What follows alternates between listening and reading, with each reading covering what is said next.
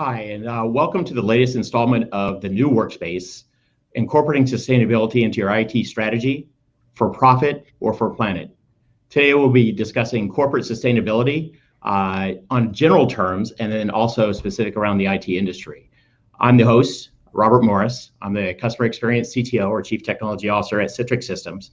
And before we get started, maybe we should go kind of around the table and do a quick introduction so you kind of know who the folks are going to be in the room and having the discussion for today. So we'll start, Florian, maybe you could give us a few words about yourself.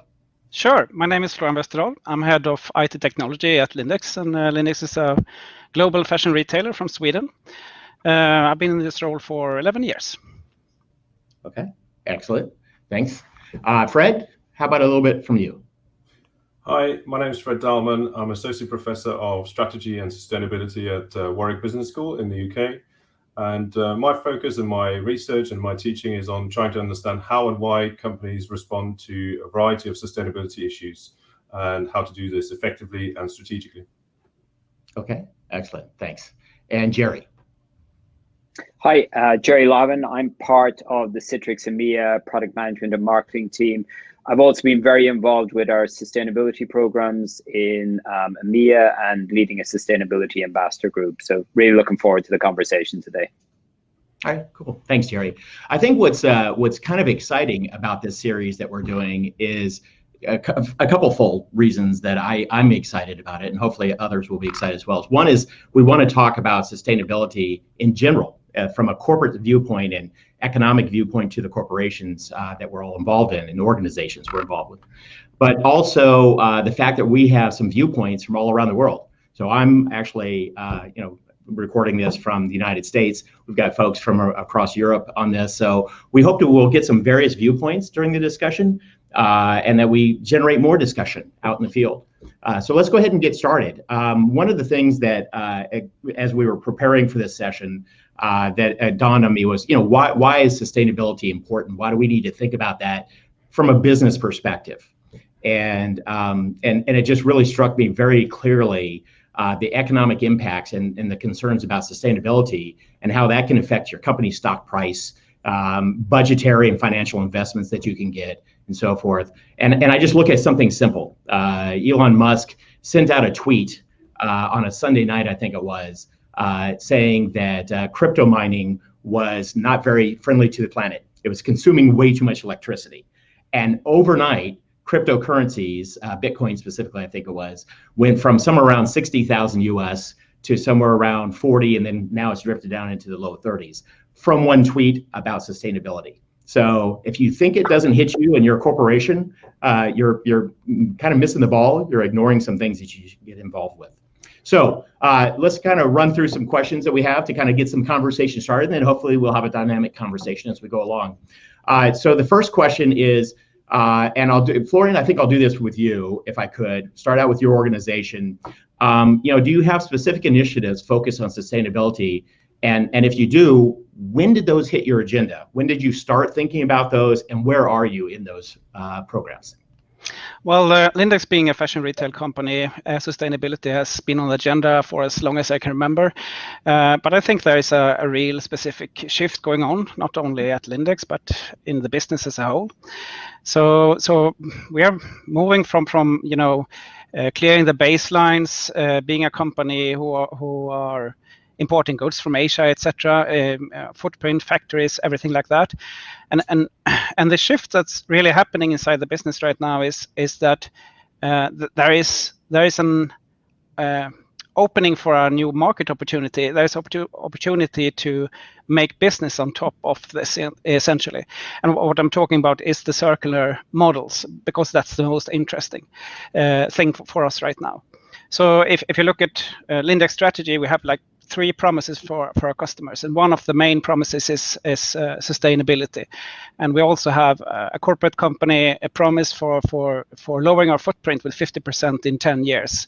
And I mean, 50%, that's not 50% per garment, because during these 10 years we're also aiming to expand. And I think that kind of goal setting also forces us to take considerations for sustainability in being able to expand and still making a less footprint going forward. So I think the shift right now is that inside the fashion market, the market is really growing for the circular opportunities, and I actually believe it's growing faster than the common market right now, and so it's not only a need to have or a baseline. It's actually an opportunity which is quite important to catch, and also find a way to solve. So we are looking quite a lot on how do we need to adapt our business model to be in on this market, to be relevant in the future, and to find a way to grow in this space as well. So I think that's the big shift, and that also puts sustainability very high on the agenda, and we are doing all sorts of pilots. So there's a ton of more activities across the company, because changing and transforming the business model is something completely different than trying to, for example, impact Asian factories or things like that. Gotcha. All right. So I guess I just two things, if you could help me clarify. Yeah. And so again, for those that haven't seen me do one of these before, I want to be very conversational, because I want to learn the same way as folks watching this want to learn. So when you talk about the circular models, I just want to make sure I understand that. Is that where we're talking about taking materials that have already gone out, sort of recycling those back into the consumer products, and as they're going back out again? Is that the circular model that you're speaking of? Exactly. I mean, for us, what we are trying right now is re-commerce, basically. So it's how do we design our garments to be re-commerced? So now we're looking, for example, on kids wear. That's our first target, obvious target. Now, how do we design these garments to make 3 loops, for example, which is the objective right now? And how do we make the customers aware of this? And how do we facilitate this in a way which is sustainable inside the business as well? So I mean, we have not, I don't think a single department gets unaffected by this kind of transformative change. From logistic to marketing to design, every area is actually hit. So it's quite a challenging pilot we are running right now inside the company. Okay, and I think we'll dig a little bit more into. I think you bring some good expertise on the consumer-facing changes that can be made within a company for sustainability, but we'll get more into like the supply chain and the green mile and all that kind of stuff, I think, as we talk some more. Fred, what about you? What kind of initiatives do you have at the university around sustainability, or that you've seen within organizations maybe that you've been working with? Yeah, sure. So obviously it's no surprise that sustainability issues have been sort of first raised both by sort of environmental activists in many ways, international development campaigners, as well as academics who've been studying and trying to understand those big issues and challenges for decades. What's really changed, I think, I would say in recent decades, is the fact that we're not much more aware of our own impact as a university, as a higher education sector. So universities like ours at University of Warwick are really trying to think carefully about how do we integrate sustainability into everything that we do. So it's not just about researching and talking about sustainability from the outside as scholars, but really integrating it directly into our teaching and fundamentally also integrating into our own operations. So I have been at Warwick now for 8 years, and I can look on our websites, and I know we have data on our carbon emissions since 2005, 2006. And so we've been really trying to engage very carefully with a variety of sustainability issues, waste on plastics on campus, but also social issues and the extent to which diversity and inclusion are important issues as part of the broader sustainability agenda. And I think it's now coming to the point where we're very conscious of the fact that with an international student body and all these sort of side effects of academia, if you like, the sustainability really impacts us in much the same way as pretty much any other business, for-profit or non-profit organization. And so that is the big challenge. How do you do this effectively, and how do you ensure that you can still do whatever it is you're supposed to be doing whatever your mission is, in our case, education, but how do you do that effectively and efficiently whilst paying attention to sustainability issues across the board? Yeah, I like that. So again, our title is For Profit or Planet, and I think that it doesn't have to be an or, it can be an and, right? So we can do sustainability for planet, do the right things there, but also make business decisions as business leaders and organizations that help drive that. So I hopefully we'll dig into a lot more of that as we can talk today.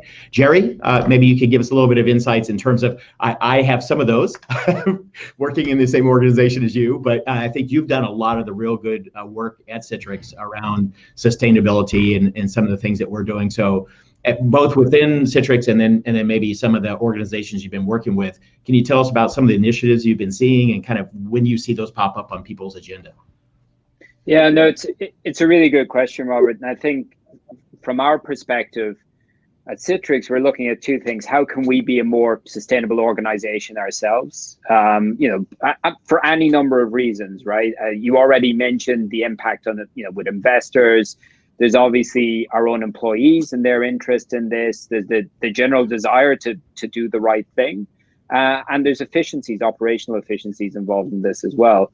But we also want to help our customers as well in that journey, specifically from a technology perspective.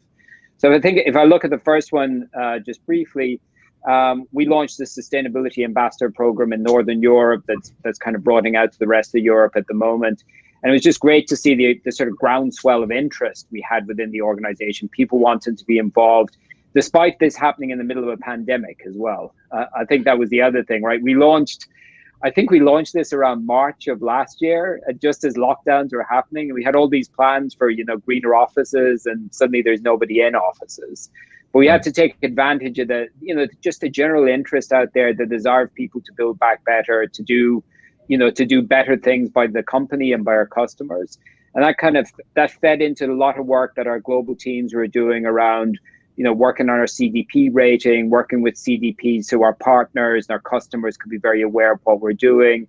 It fed into us signing up to science-based targets, our own plans for carbon reduction over the next number of years as well.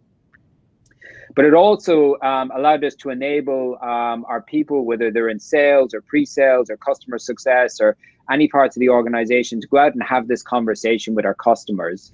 Because I think, Florian and Fred both brought this point up. This is front of mind for everyone out there at the moment. But what we often find is when we went out to maybe some of our customers in the IT department, people we may talk to more traditionally, they were well aware. I think we did a recent pulse survey where 70% already had sustainability goals in place. But the IT department may not necessarily have been involved in that. They may not have been pulled in. Now, this isn't, a sort of absolute statement. It depends on the organization.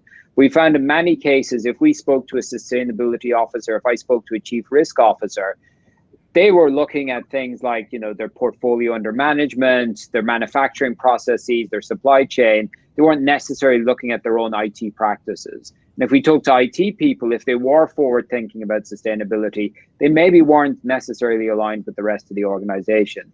So I think we definitely had specific technologies we could help with, but a lot of what we did was brought disparate parts of an organization together and help them consider how their overall had an impact on that company's goal to be a more sustainable organization. Yeah. No, I think I was looking at some of those same statistics from that pulse survey that you were talking about, and I made myself a note here, which was kind of interesting. 76% of decision makers say sustainability is a factor, but does not determine a purchase. And so I guess, and one of the reasons why we're here having this discussion is it's top of mind. People want to know about it. And a lot of folks want to do something and want to do the right thing, and then also determine how it affects profitability, but they're not quite sure how yet. And so hopefully, again, as we continue to dig through this, we'll drill down into various specific actions that groups are taking, that your organizations are taking. But one other thing that from that same pulse survey, Jerry, that you were talking about, that I thought was interesting was it goes to something I think Fred was talking about, in terms of when you do some of these sustainability actions, put these programs and policies in place, one of the reasons you do it is recruiting. Like there's a set of folks that will go to work for a company, other factors being roughly equal, will go to work for one company because they have some sustainability efforts in place versus another. And I thought that was kind of interesting, that So we have some market data on that now, but just in general, so now I'm getting up to our question on this. So in general, and Fred, we'll start with you this time. So let me let you think about this. What do you think has been the biggest driver of sustainability efforts within the business? In other words, what are those? Has it been for the planet and for the recruiting and for the image for the university, or has it been more of the profit-driven sustainability efforts? Kind of, what are those biggest drivers for y'all? Yeah, good point. So I think a whole variety of different drivers. And first of all, I think what we've seen is a shift in the key stakeholders that were pushing for sustainability within business. It may have been the media and NGOs in the distant past, which tended to be sort of somewhat weakly or moderately strongly in certain jurisdictions by government, legislators and regulators. And all of that led to some changes, some improvements, but by and large, there was a lot of, so compliance is key. As long as we're staying within the law, that's fine. What's really changed in recent years is the fact that employees and the investment community have both, I think, stepped up quite significantly in terms of the pressures and the expectations, as well as customers. So now the commercial, I think, calculations are changing and shifting in ways that they hadn't been doing so in previous years and decades. And I think that means that companies as a whole feel like they need to do more than purely focus on the representation side, on the reputational side, on the marketing side of things. So this is really about trying to understand these driving forces and then integrate them. And if nothing else, I would say it's both weighing up risks, potential issues that may pop up in the supply chain or within the operations department, and which could lead to a whole host of negative consequences, but also trying to understand that there's a real opportunity involved in thinking through sustainability and looking at innovation potential within the business. Because if you're not doing this, it's most likely the case that someone else, some startup somewhere around the world, is taking many of these issues into account and is most likely hell-bent on disrupting your industry sector. So, it's both from a sort of a self-interest perspective, but also driven by a whole variety of external forces and stakeholders. Gotcha. So actually, when I go to Florian, I'm going to go to you next on this one. I'm going to actually sort of combine this question and thought process with the next one that we were potentially going to be discussing. But so the biggest driver is sustainability for you at AB Lindex, but combine that with, because you're a consumer-oriented company, how do you find it's influencing the decisions that people are making, whether it's consumers buying your product or whether it's employees coming to the organization? Well, to start off with consumers, we actually don't really know yet. So we are running these pilots right now, and I think they will teach us more. And I think this is something I'm very into the circular right now. I'm sorry for that, but that's the big change right now going on in the company. And I think that it's going to be a learning journey where we have to find out how willing the consumer is to engage with us in this area, how interested they are. And I don't think that we will get I don't think the data we will get from the start is the right data. I think this will be like a curve which we need to follow and find our way where to meet our customer and their needs in new demands for sustainability and circular models. But I think if we're going back to the main driver, of course, for Lindex, it's the purpose, it's the why, it's about how we want to be as a brand. And I have to agree with Fred. I see a big change, for example, just in interviews for IT. I mean, 10 years ago, maybe you would run over the questions of the higher purpose in the company, about sustainability, and IT persons will be quite neutral. That's no longer the case at all. We stop at these points and they have follow-up questions, and this is a major part in their decision making. It's made quite clear for us, and they quite clear make references to newspapers, articles they read about us, what we are succeeding or not, and ask relevant questions on that. And it's been like that for like 2 years, I think, 3 years, perhaps, something like that. So there is a big shift in awareness, both at potential employees and our customers. But I think it's a moving curve, and we have to find a way to move with it. Yeah, no, I agree. I like that, the positioning of it, and especially one of the teams that works for me is the voice of the customer. So we're very used to that, meeting the customer where they are and listening to that voice and understanding where they are on the journey. I think, and Jerry, I'll get to you in 1 second because I'd like to again dig on some of those same questions with you around Citrix. But I will just tell you that personally, I've seen a lot more interest in the topic of sustainability from our partnerships. So the way I'm posing the question is consumers and employees, but also other organizations to engage with you and want to represent you and work with you. I know that I've done a lot of conversations, or I've had a lot of conversations where that is one of their top executive questions. They come to us, they come to me to do the vision and strategy conversation.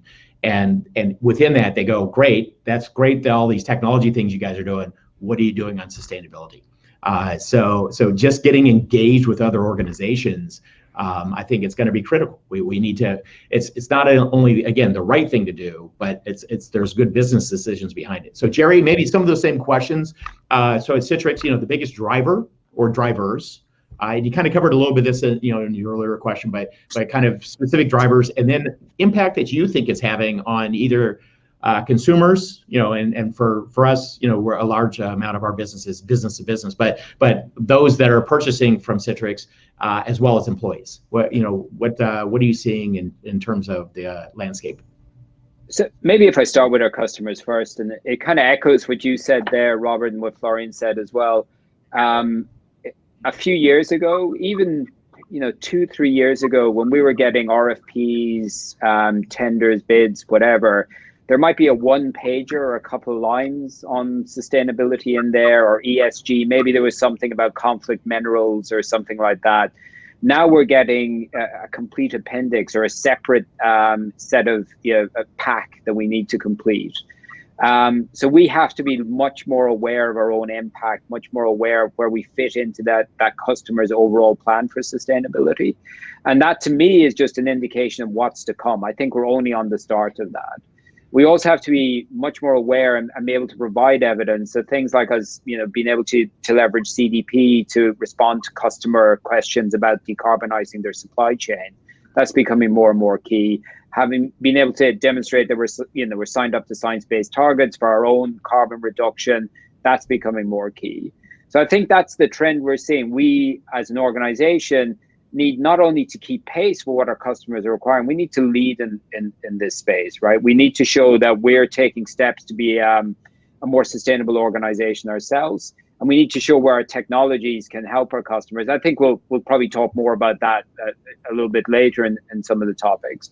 I think from a recruitment perspective, we're probably seeing similar trends. People want to work for organizations that they're proud of. They want to work for organizations where they share some of those same values. And the ambassador team that I lead, they push me every week, right? When I come back with data points about how we're trying to decarbonization, they start picking them apart. Is this real? We don't want to be seen as greenwashing. We want to be making real progress on this. And that's great to see. It's heartening. It means we're being pushed both externally and internally. So both market forces and our own people as well. And I think that's only going to be positive. It's going to drive us in the right direction and help us support our customers on that journey as well. Gotcha. No, I think one of the things that I got out of what you were just saying that it's important for all of us is to not just wait until somebody comes to us and says, hey, we want to talk about sustainability, to get ahead of it, right? Yep. To kind of like what Florian's doing with his organization, which is, hey, let's try something, right? We want to be leaders in our market, in our vertical, our area of the world, perhaps. Let's try something, and maybe we're not going to get it right yet. But we're going to try, we're going to make the efforts, we're going to be moving forward. Being leaders and being seen as leaders in this area only helps us even more, I think. If I may say something, I also think that we have been very conservative at Lindex. So we have done great job in the past years, but we have been very careful to speak out about it, and it's because of the reasons that you state that maybe something is not perfect or you will find something else, etc.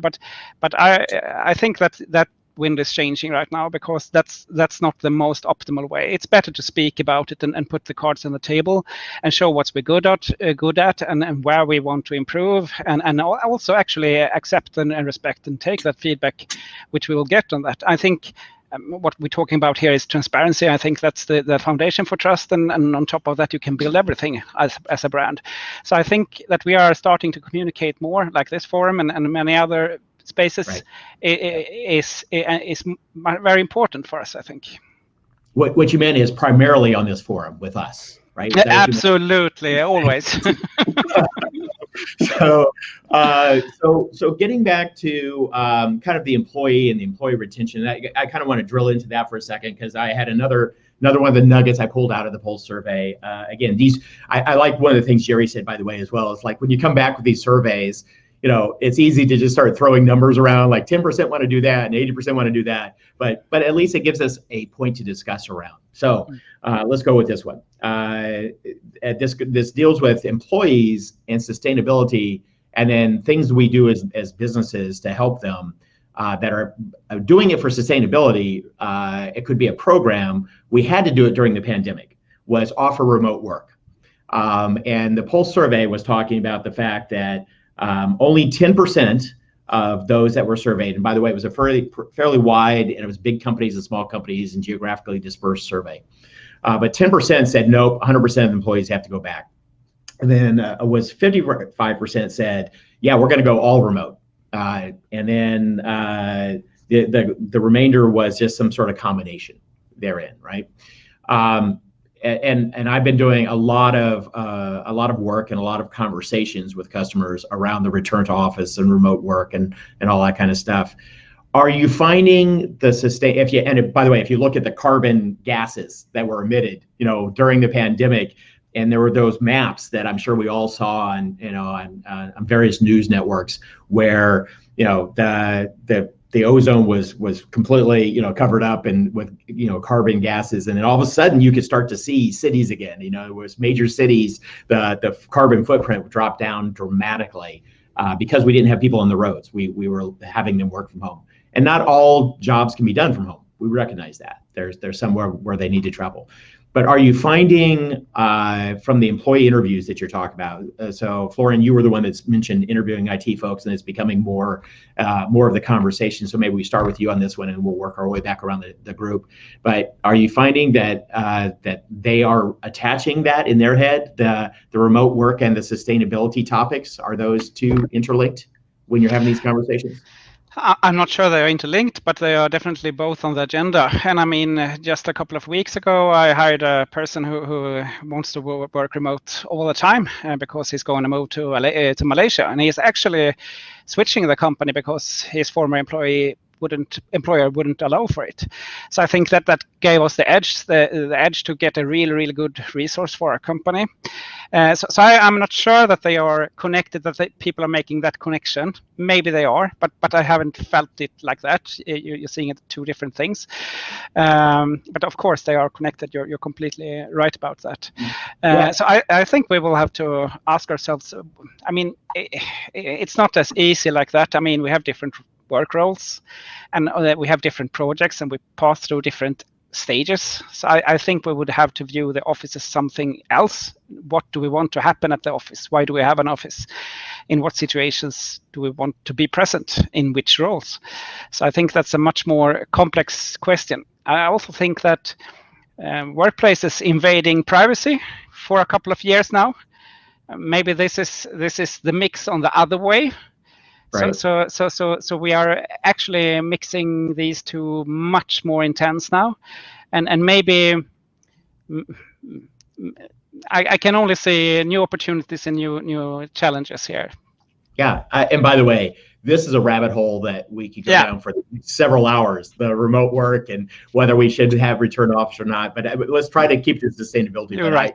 I would love to have that conversation too, and maybe we need to do another conversation around that. But Fred, how about you? Are you seeing anyone from the employee retention or recruitment side that is making that association of hey, if you're allowing me to work remote or work in other areas or less to the office, less to the facility, that sustainability is linked in there at all? Or do you have any programs around that?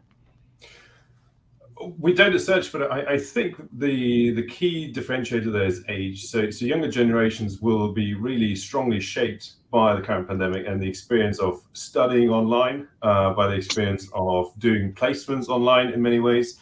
And so I think younger generations are increasingly seeing that things can be different in a variety of ways. So whereas older generations, if you spend your entire career working in an office, particularly in the service sector, then you will have a more different attitude and approach towards the building, the commute, and what it means to be within the premise. But I think for younger generations who also tend to be much more attuned towards sustainability issues, they see these as not necessarily the same issues, but they can see it clearly, also understand that there are overlaps between the two, whether it's commuting time and the carbon emissions spent on traveling and so on and so forth. So it's sort of a parallel correlation rather than causation, if you like. Yeah, no, I like that. Is it the cause and effect, or are they just, in other words, are you just arbitrarily being better for the planet by having remote work? More or less. And I think what we're seeing also in a different perspective is that companies are, depending on their ownership structure of the premises that they own, the offices, if they own them outright, if they lease them, rent them, or otherwise, I think many fear there's a risk of stranded assets, a term we normally use in the context of oil and gas companies, the extent to which your buildings are no longer useful in many ways for the company's value generation. And as well, I think some companies are worried about control and worried about organizational culture and the extent to which you lose that as a result of everyone working online or from home. So I think it's multiple factors playing a role in this context. Sustainability is important, but probably only those who've really paid attention to the extent that commuting, part of Scope 3 and so emissions is therefore addressed by perhaps not people moving backwards and forwards. I think those people who understand this will clearly see the linkage. For everyone else, there's somewhat two separate discussions for the time being. Yeah, and I wonder at what point those. You're right. I agree with that. I think I've been looking at this for a while because I've been kind of in the remote workspace for a large portion of my professional career. So I've been looking at it for quite some time as one of the things that we do for that reason. But I'm wondering if we should be putting programs in place that identify this is why we're doing this. We're using technology for sustainability, and here's why, and one of that could be one of the areas. Jerry, what about at Citrix? Are you kind of seeing when you're talking to folks and organizations that you're talking to on behalf of Citrix? Are you seeing that any of the employees are making that correlation between being able to work from anywhere they want and reducing, for instance, greenhouse gases? Yeah, I think individuals are definitely doing that. I think it's such a broad topic. We had, to your point earlier about the survey, we've seen some customers. Let's look at the banking sector who said we're office cultures. We're going to go back to the office, right? And then we've had other people like UBS come out and say hybrid working gives us a recruitment advantage. And they see that, that advantage for getting the right talent in the right space, to that point Florian made about, having the flexibility. But then if you drill that down further, there's obviously the benefits from, sustainability perspective. In the UK, 1/3 of emissions are related to transport, and 20% of those transport emissions are related to commuting. So anything that we can do to drive down commute is obviously going to be advantageous.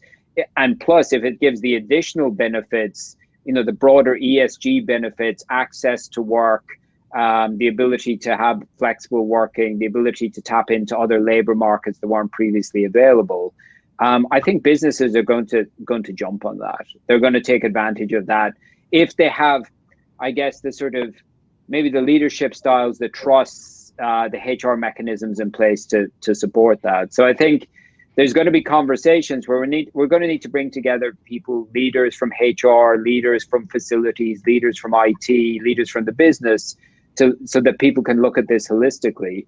And I think that's one area that we're seeing. I think there's a point I made earlier. I think people are looking at this as silos maybe within organizations. And we have an opportunity to bring them together. I think within Citrix ourselves, as you know, Rob, we've been we've had the opportunity to work remotely as long as our role supported it for a long time. So our transition to remote during the pandemic probably wasn't as big of a culture change as it was for many organizations. But I think we've still taken this as an opportunity to look at when people need to be in the office, where they need to be. So it's given us a chance to right size our footprint, our office footprint, and where people work as well. Yeah, I agree. All right, cool. Well, let's kind of maybe pivot a little bit into the conversation. Now we've talked a little bit more about IT and some of the ways that we can use technology. So the next kind of category or area we wanted to sort of shift into with that transition is, how can technology help or hinder those sustainability efforts? What do we need to do, by the way, either to enable the efforts or to get out of the way so that the efforts can move forward? What do we have going one way or the other? So the statistic I'd like to look at really quickly here to talk around is the note I have is that in the region, in the EMEA region, I believe it was 3% of global greenhouse gas emissions were accounted to IT. And that was more than aviation pre-pandemic. So 3% of all greenhouse gases coming out or IT related. And that's based on the manufacturing of the technology, the various hardware and all that kind of stuff, as well as electricity usage. We talked about crypto, earlier on in the process. So, do you have in your organization specific sustainability initiative goals? I think a couple of you mentioned it, but just maybe we could recap those. And then where are you on those goals? And what sort of business changes did you have to make organization-wide, to Jerry's point? Like, instead of just going to one group and saying, hey, you need to save 20% electricity this year, go move everything to the cloud. What have you done organization-wide to get towards those goals? So Florian, maybe we can start with you. Sure. We have some simple KPIs that we follow. So of course, we have a hybrid delivery today. So the data center efficiency is always improving with technology. So we didn't have to do much there.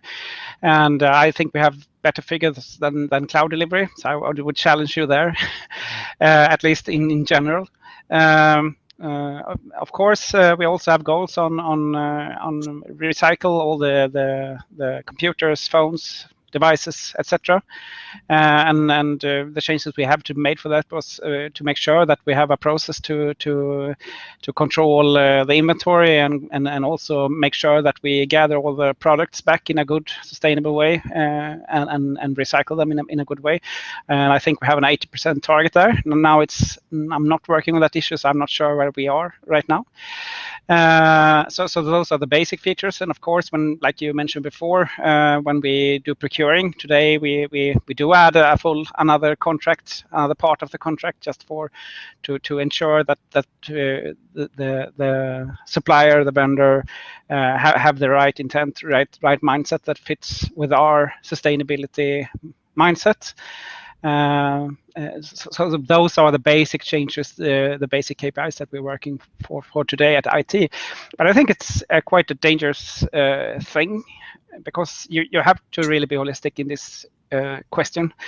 If we select a less good cloud provider, for example, with a higher carbon footprint, but we digitalize in a better way for our stores, for example, then the total footprint would still gain more with a worse digital vendor. So to put target on different departments is quite dangerous, especially IT, who is a big enabler for the other parts of the footprint, I think. Yeah, no, that's interesting. That kind of goes with what Jerry was saying about things being done in silos. If you go to the cloud team and say, okay, now you have this goal, and they pick, as you pointed out, whichever cloud provider has the best metrics that meet that particular goal, it might not help you in another area of your business, in your IT business specifically. So that's not even siloed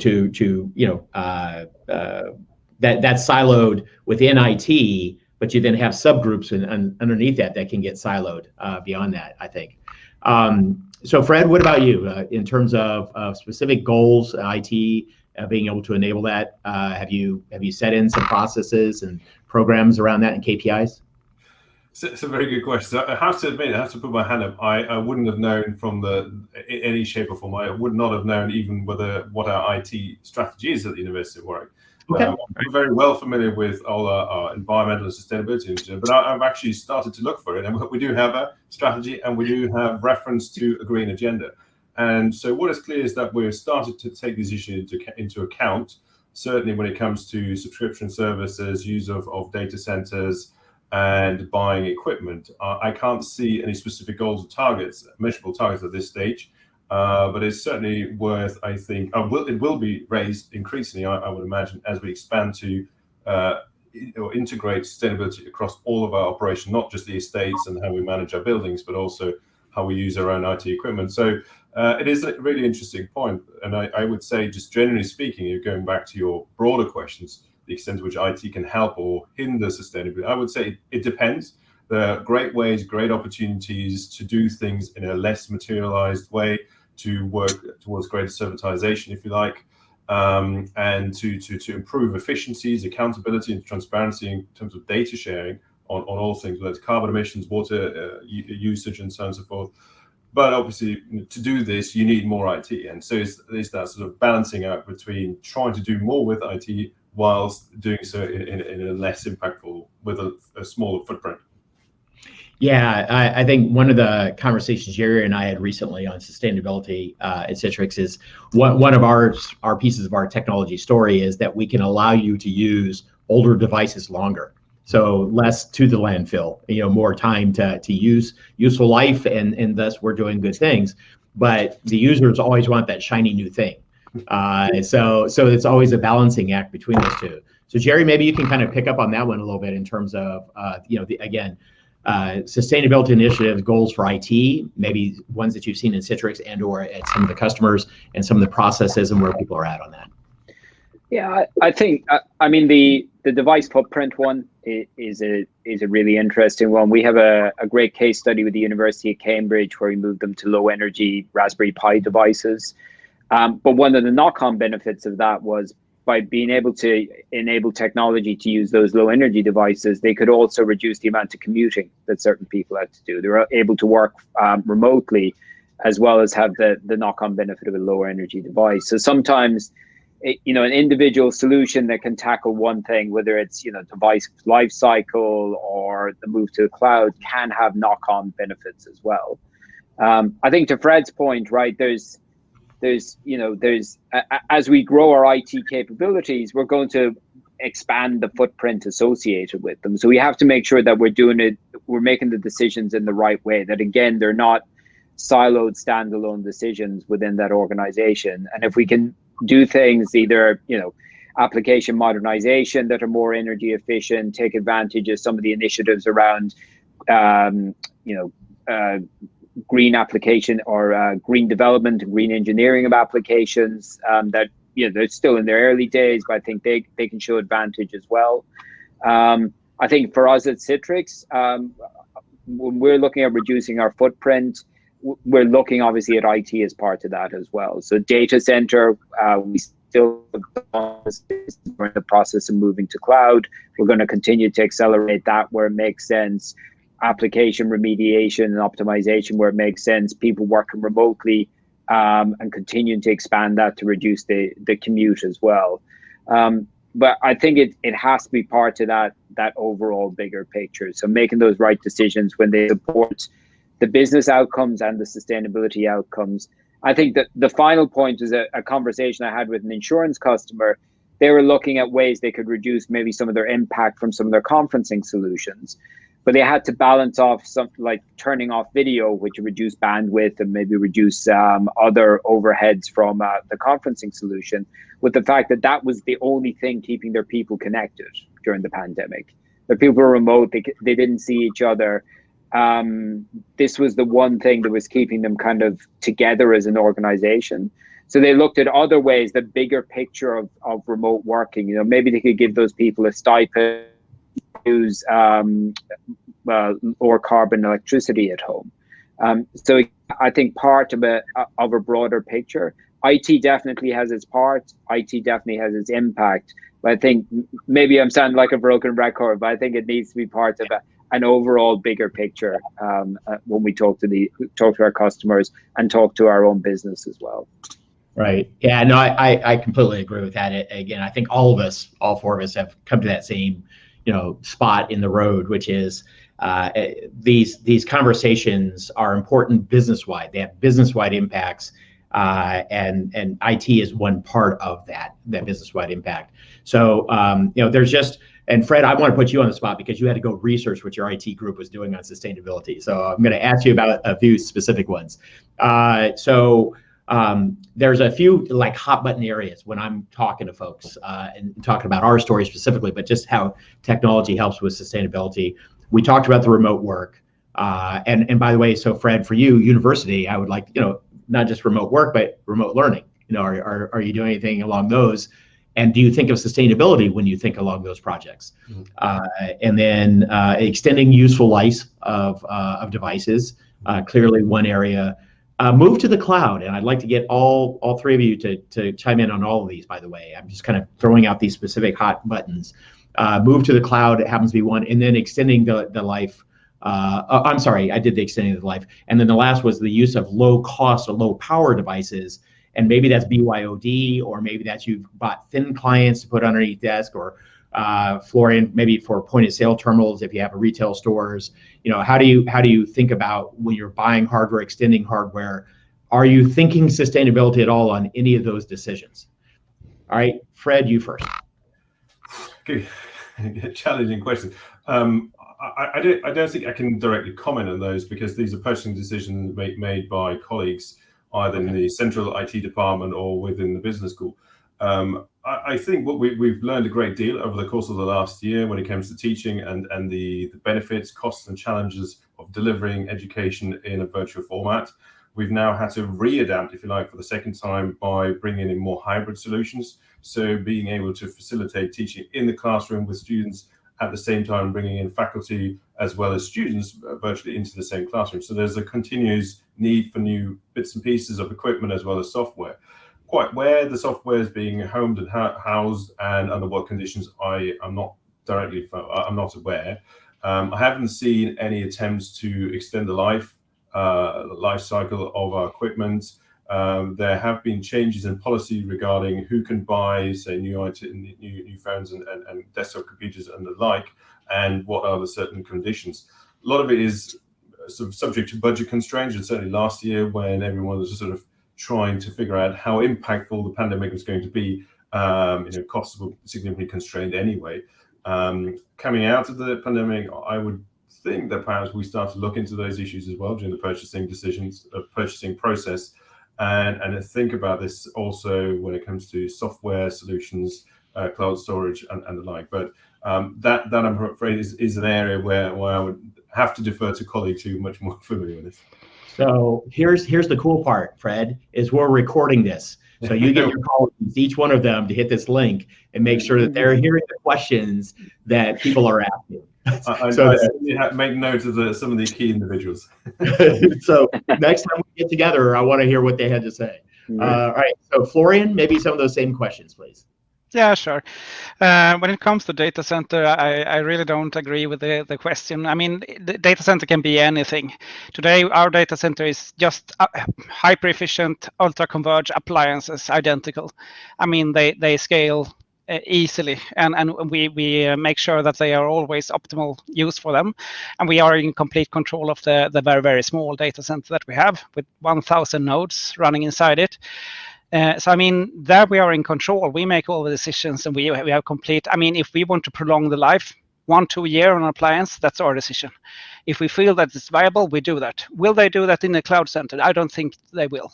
They have plans, and they just charge you, and they just replace you, and they make sure they have extra capacity for any customer or any emergency.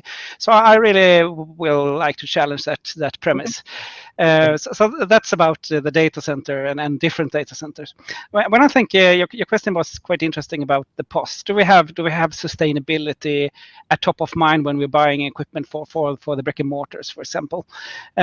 Well, we do. It's always an aspect, but usually we are resting comfortably that our strategy for digitalization and consolidation automatically have a major impact, and that's also due to us doing big changes in stores which have a ton of legacy equipment today. So we are resting on that strategy. But for example, to make it more well, will 3 or 4 different types of devices become one? Yes, they will. So will we have very few devices in store? No, we will have one for each employee, of course. And why is that good? Well, again, to the holistic view. Now, can we digitalize all the back office processes, or can we automate things that would require manual printing or other stuff like that previously? Yes, we can. So for us, a very aggressive digitalization and unification on smart device is the strategy going forward. And I think, I don't know, but I think in the future, what would stop you for bringing your own smartphone, and we will immediately over Wi-Fi activate POS systems and other systems, and you will be immediately enrolled in the store and work in the store. So we're not planning that right now, but from a technical standpoint, we can do it. Okay. And the final thing on devices, I think you should always allow your employees to add own funds and buy premium products that they personally love. I think there are statistics. I don't have them like you guys, but there are statistics. If you love your device, you will take much better care of it. So I think that's absolutely crucial. Gotcha. Okay, cool. Thank you. Jerry, what about you? Yeah, I love that statement and loving your device. So I'm not quite sure if I'm in love with this one, but maybe maybe the next one I will be. But no, I think it's a really good point.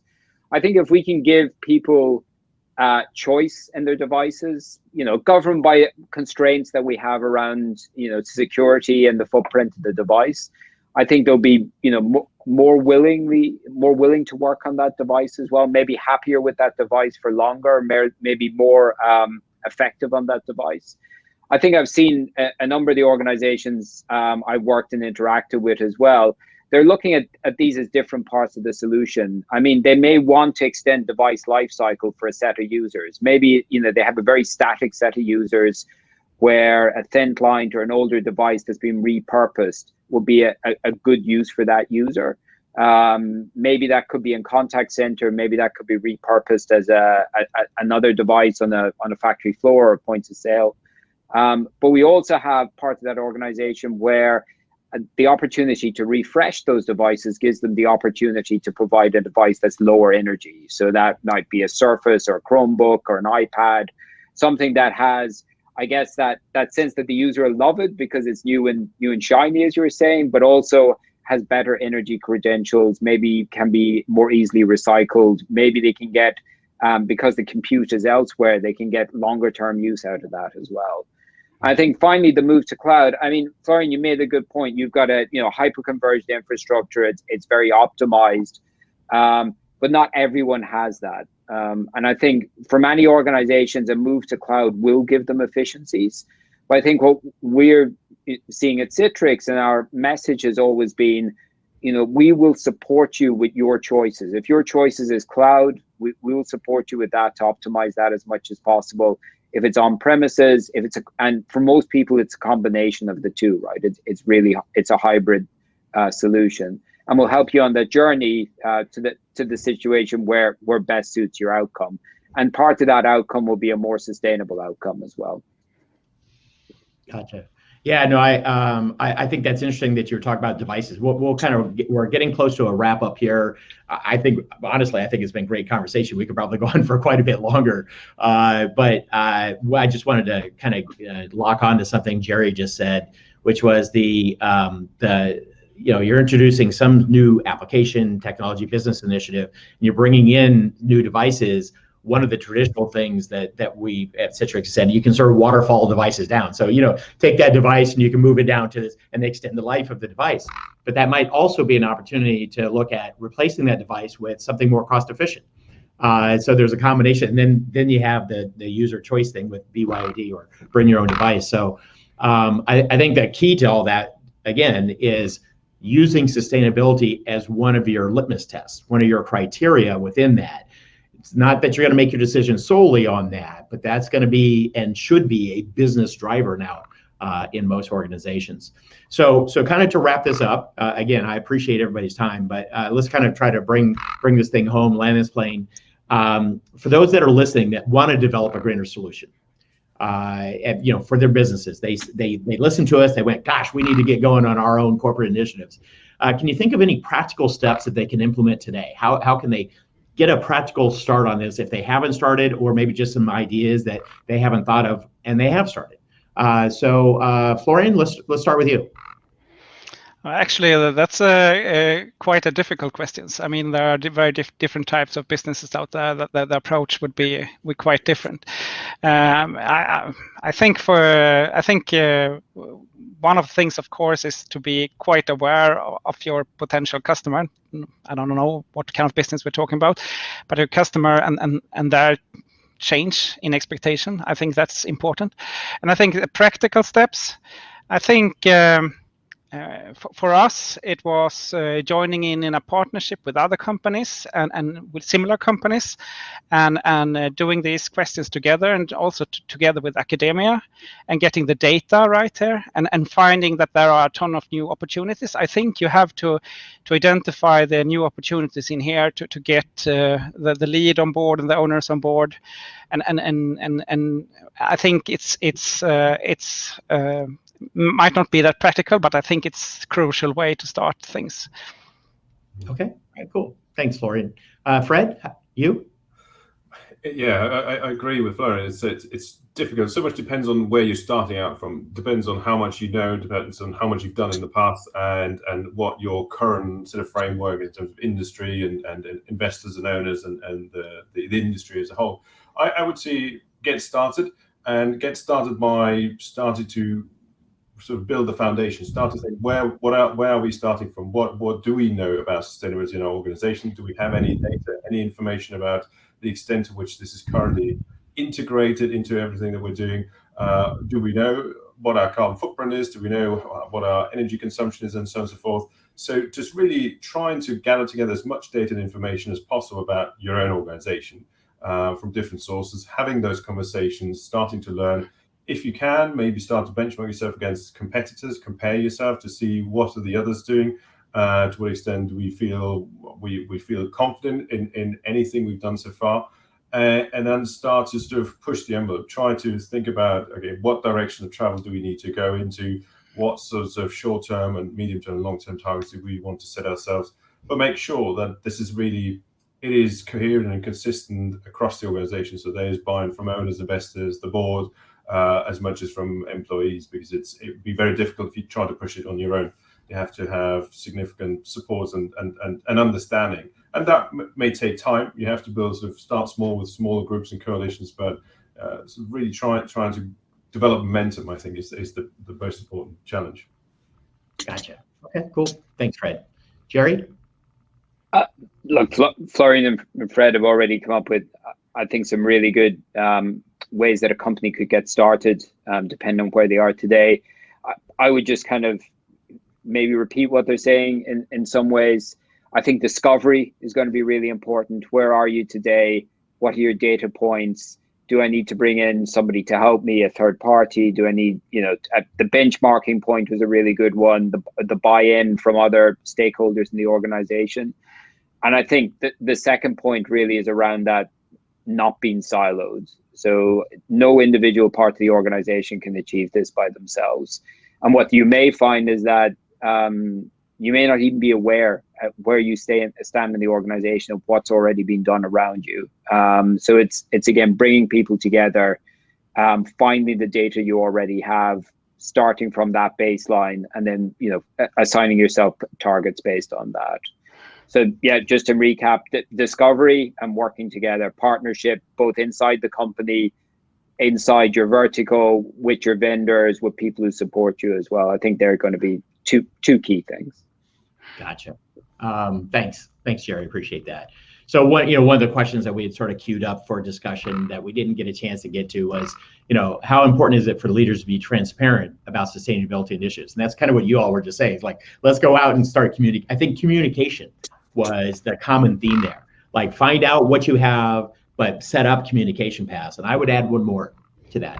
which is make sure that you're using change management processes and procedures so that as you roll out changes, initiatives, folks understand why they're doing it. You don't just say, okay, I need you to use this old piece of hardware for longer, or we're going to the cloud, or bring your own device. Help them understand why we're so again, change management process will help a ton in that.